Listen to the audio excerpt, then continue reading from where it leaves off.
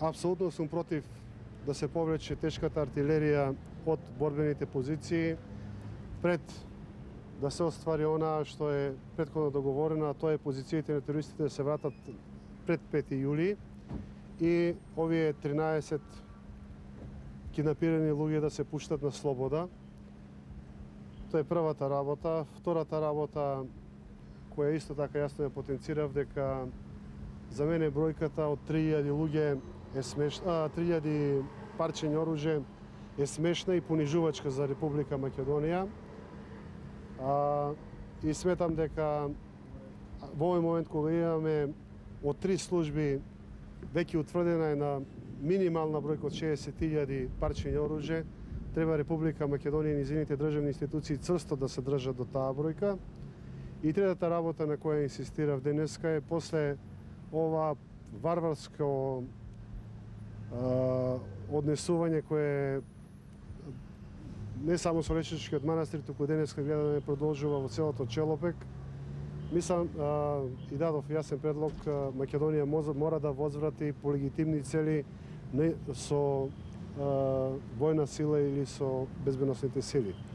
Тоа беа моите позиции, пак ќе кажам, позициите на другите представници не сакам да ги коментирам.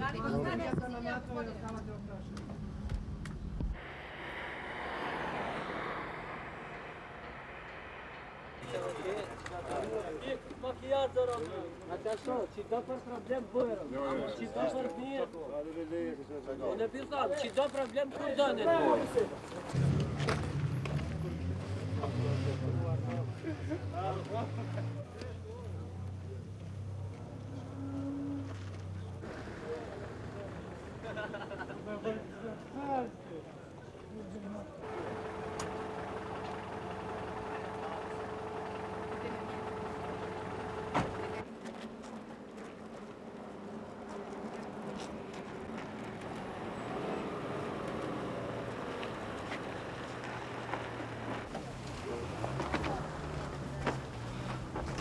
Come here. Vamos, moment.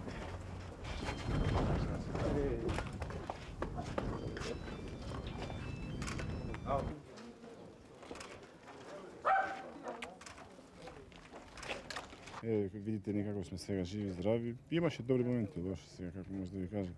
Беа командантни коректни спрема нас. Од командант на главнога Маличи, Сокола, Бедина, сите тие. Поред.